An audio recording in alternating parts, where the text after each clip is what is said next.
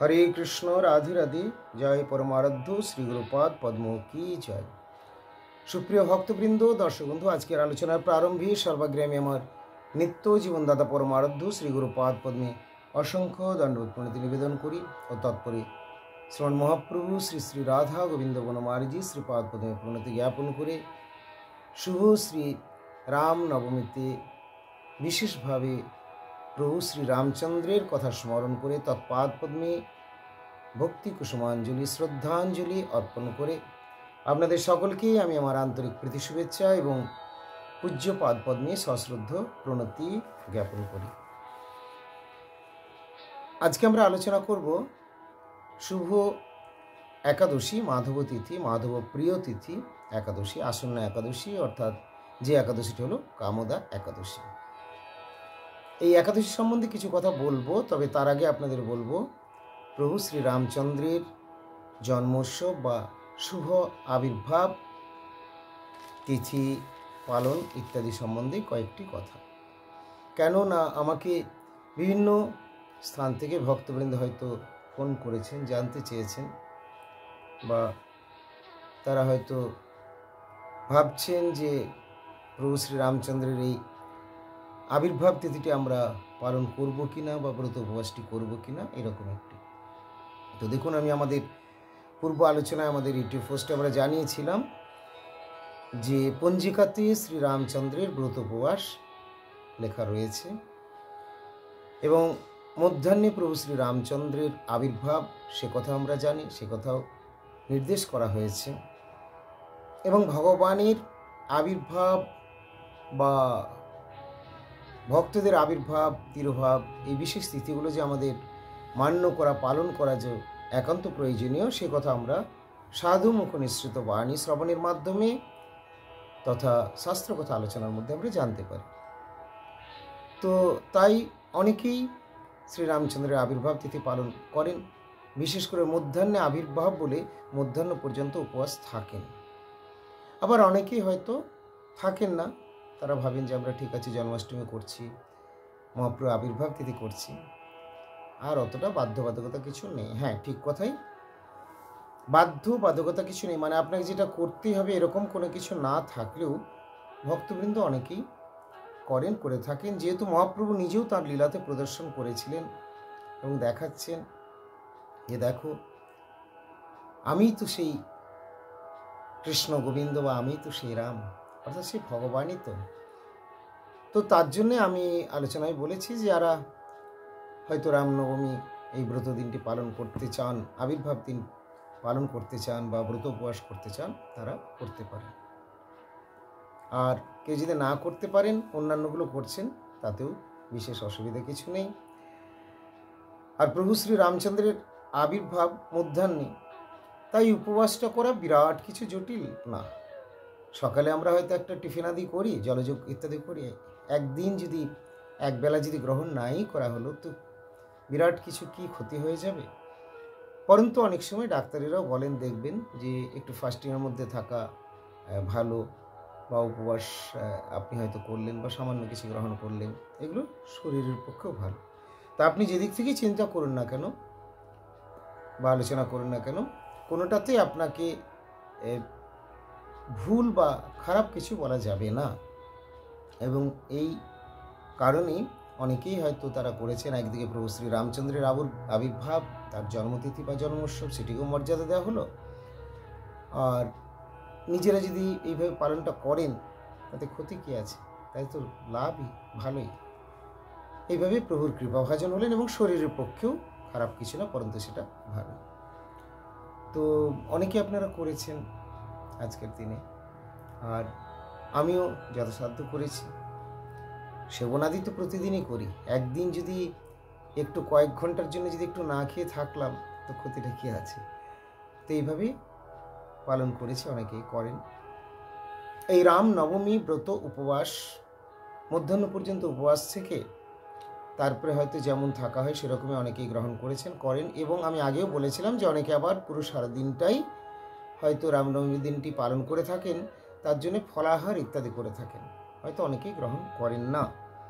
এবং অন্য এক জায়গায় আলোচনা থেকে কালকে আমরা এটা উপস্থাপন করেছিলাম যে নিজ নিজ অধিকার অনুসারে অর্থাৎ আরতি শ্রদ্ধা অনুসারে আপনারা সেইভাবে মর্যাদা দিয়ে ব্রতটি যেরকম ইচ্ছা সেরকম পালন করুন। কোনো কড়াকড়ি নির্দেশ নেই, বিশেষ করে আমাদের মঠের ভক্ত বা ফলোয়ার্সদের যেটা করতেই হবে, আবার এরকমও নয় যেটা করা চলবে না। উনি তো প্রভু শ্রী রামচন্দ্র রঘুনাথ। তো যাই হোক, আমরা তো সেটি হয়তো মধ্যাহ্ন পর্যন্ত করেছি, আপনারা অনেকেই করেছেন। এরপরে পঞ্জিকাতে দেওয়া আছে পারণের সময়। পারণের সময়টি রয়েছে পরের দিন অর্থাৎ আগামী কাল সকাল 9:31 মধ্যে, সকাল 9:31 মধ্যে পারণ। তো এই পারণ বিশেষ করে যারা উপবাসী থাকেন সারাদিন, বা যারা সারাদিনই হয়তো পালনটা করেছেন, মানে রাত্র আর অন্ন আদি পঞ্চপ্রকার রবিশস্য আদি থেকে যা কিছু জাত এরকম যারা গ্রহণ কিছু করেননি, তাদের জন্য পারণের বাধ্যবাধকতা পরের দিন একান্তভাবে তাদের পালন করতে হবে। তারা করবেন সেটা পূর্বাহ্ন 9:31 মধ্যে। আমাদের হয়তো ভক্তরা অনেকেই চিন্তা করবেন যে এটা তো আমরা করিনি বা কি করব ইত্যাদি, বা মহারাজজি এটা বললেন। দেখুন, আমি শুধু আমাদের মঠের ভক্তদেরকে নিয়েই বলছি বা বলবো এরকমটা তো হয় না। আমি যখন একটা ইউটিউবে আছি, ইউটিউবের চ্যানেলে পরিবেশন করছি, তখন সেটা তো অনেকেই শোনেন, শুধু আমাদের মঠের ভক্তরা হবে তা নন। তার জন্য আমাকে সব দিকটাই চিন্তা ভাবনা করে কথাগুলো বলতে হয়। তো এরপর হচ্ছে যে নিজ নিজ শ্রী গুরুপাদ পদ্মীর যেখানে যেরকম নির্দেশ থাকবে বা গুরু বৈষ্ণবের সঙ্গ করে তাদের কৃপা নির্দেশে যা জানতে পারবেন সেভাবেই আমাদের এগুলো পালন বা গ্রহণ করা উচিত। তো এই হলো শ্রী রামনবমী সম্বন্ধে কিছু কথা। আসুন এখন আমরা আলোচনা করব আসন্ন একাদশী সম্বন্ধে। যে একাদশীটি সামনেই আসছে, এই একাদশীটি সামনে আসছে, এটি কবে একাদশী না আমরা আগে আলোচনা করেছিলাম, আবারও বলছি যে শ্রী রামচন্দ্রের আবির্ভাব তিথি বা জন্ম উৎসব বুধবার দিন, তথা আজকে যে আবির্ভাব তিথি পালিত হলো বা হচ্ছে, এবং আগামীকাল বৃহস্পতিবার সকাল 9:31 মধ্যে এই রামনবমী ব্রতের পালন, এবং তারপরের দিন অর্থাৎ শুক্রবার দিন হলো একাদশী। এই একাদশীর নাম হলো কামদা একাদশী, এবং তারপরের দিন অর্থাৎ শনিবার সকাল 9:30 মধ্যে কামদা একাদশী ব্রতের পালন। তো আসুন এখন আমরা শ্রবণ করব এই কামদা একাদশীর মাহাত্ম্য শাস্ত্রে বা গ্রন্থে কি বর্ণন করেছেন, কি লাভ আছে। আমরা আগেও আলোচনা করেছি বা আপনারা শ্রবণ করেছেন বা আপনারা জানেন যে প্রত্যেকটি একাদশীরই অপার মাহাত্ম্য বা মহিমা রয়েছে। যে কোনো একাদশীর এতগুলো একাদশী রয়েছে এবং কোনো কোনো মহা দ্বাদশী রয়েছে। সব একাদশী তথা মহা দ্বাদশীর অনেক অনেক মাহাত্ম্য। একাদশী পালন করুন, একাদশী পালন করলে শ্রীমান মহাপ্রভু অত্যন্ত প্রীত হন। নিজের মাতা শচীদেবীকে উপলক্ষ করে জগৎবাসীকে এই শিক্ষা দিয়েছিলেন। তাই আমরা সবাই শ্রী গৌর সুন্দরের প্রসন্নতার জন্য তথা গুরু গৌরাঙ্গ রাধা গোবিন্দের প্রসন্নতার জন্য আমরা অবশ্যই একাদশী ব্রত পালন করব। আপনারা আগে বহুবার শ্রবণ করেছেন, আপনারা অনেকেই জানেন, তবু আমি আবার আলোচনায় বলছি যে একাদশী ব্রত পালন কিভাবে করতে হয় না। একাদশীর দিন পঞ্চপ্রকার রবিশস্যাদি যেগুলি রয়েছে সেই সমস্ত রবিশস্যাদি থেকে জাত বস্তু কোনো কিছুই গ্রহণ করা যাবে না। যেগুলোর থেকে আমাদের অন্ন বা ভাত মুড়ি এই সমস্ত জিনিস এসেছে, ডাল থেকে, ডালের কোনো জিনিস, বা সর্ষে থেকে, যব, গম থেকে, এই সমস্ত জিনিস যেগুলো তৈরি হয়, তো এই তৈরি জিনিসগুলো কোনোটাই গ্রহণ করবেন না। একাদশী যারা পালন করতে চান তারা একাদশী দিনে ক্ষৌরকর্মাদি করবেন না। তাহলে এই চাল ডাল গম এই কয়েকটি কিছু বাদ দিলেই এবং ক্ষৌরকর্ম না করলে একাদশী পালন হয়ে যায়। তাহলে কেন এটা করবেন না? একাদশী পালন করলে মহাপ্রভু বলছেন যে একাদশী করে আমি তার দুঃখ নাশি, তার দুঃখ আমি হরণ করে নিই, আমার নাম হরি, কিন্তু আমার জন্য কিছু করতে হবে। যে একাদশী করে তাকে আমি ভালোবাসি, সে আমার প্রিয় হয়ে যায়। তাহলে একাদশী সবাই করুন, ভগবানের কৃপা লাভ হবে। ভাববেন না যে আমি বলছি বলে এর মধ্যে আমার কোনো স্বার্থ বা প্রয়োজন রয়েছে বা কমিশন রয়েছে, এরকম কিছু নয়। তবে হ্যাঁ, এক প্রকার কমিশন তো অবশ্যই আছে, সেটা ভগবান তার কৃপা আশীর্বাদ প্রদান করতে থাকেন। এটা আমার নয়, শুধু আপনারও হবে।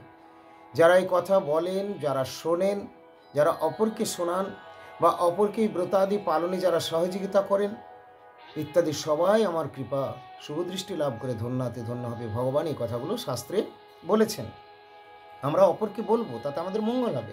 তবে হ্যাঁ, এটা আমাদেরকে অবশ্যই জানতে হবে যে হরিকথা বা হরি সেবার কথা আমরা অপরকে শিক্ষা দেব বা বলবো, সেগুলো যেন অবশ্যই আমরা আমাদের নিজের জীবনে পালন করে আচরণ করে বলি, তাহলে জিনিসটা খুব ভালো হয়। যাই হোক, এই যে একাদশী, কামদা একাদশী, এই কামদা একাদশী সম্বন্ধে কি বলছেন না, চৈত্র মাসের শুক্লপক্ষের কামদা একাদশী ব্রত মাহাত্ম্য সম্বন্ধে বরাহ পুরাণে বর্ণিত রয়েছে।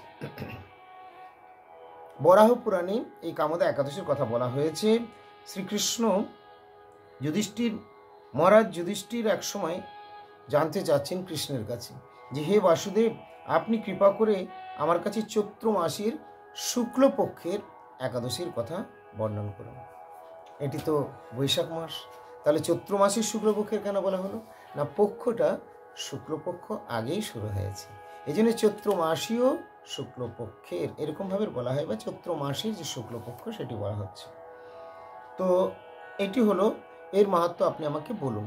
তখন ভগবান শ্রীকৃষ্ণ বলতে শুরু করছেন যে, হে মহারাজ, এই একাদশী ব্রত সম্পর্কে এক বিচিত্র কাহিনী বর্ণন করছেন, আপনি এক মনে তা শ্রবণ করুন।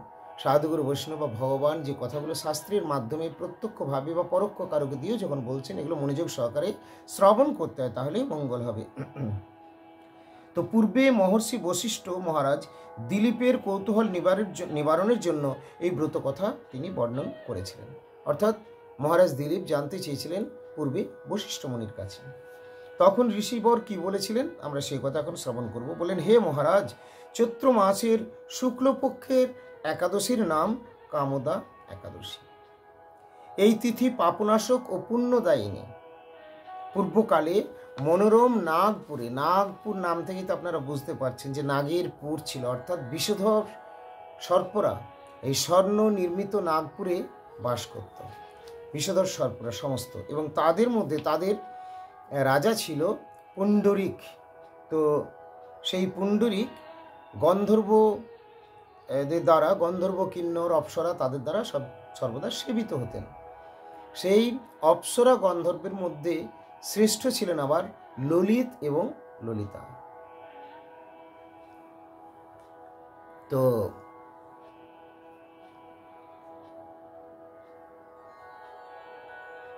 সেই অপ্সরাদের মধ্যে শ্রেষ্ঠ ছিলেন ললিত এবং ললিতা।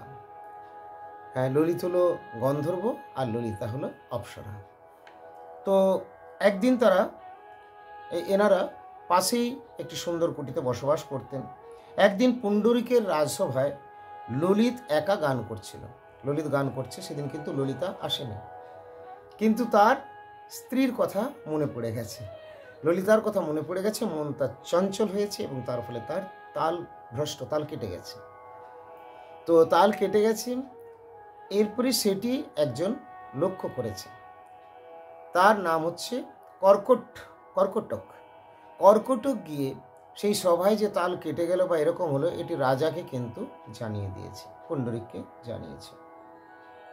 তাই বলছেন, মানের বিপর্যয় ঘটল। কর্কটক নামে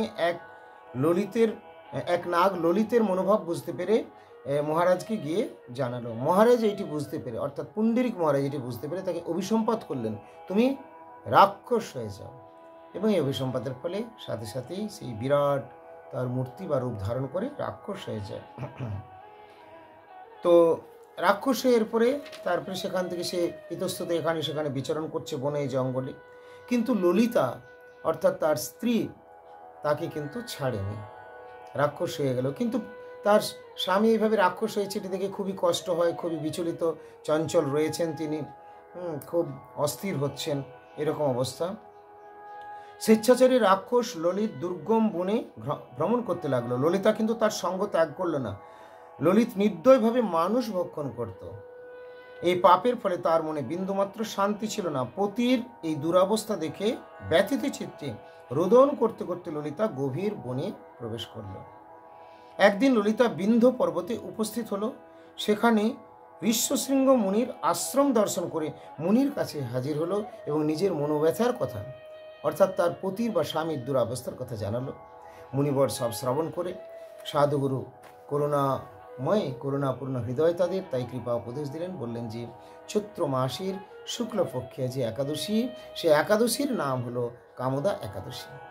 এই একাদশী সুন্দরভাবে পালন করো, তাহলে তোমাদের সমস্ত দুঃখ দুর্দশা দূরীভূত হবে, এবং যে উদ্দেশ্যে তুমি আমাকে এই কথা জানালে, যার কথা চিন্তা করে, অর্থাৎ তোমার স্বামী, তারও সদ্গতি হবে, সেও রাক্ষস জন্ম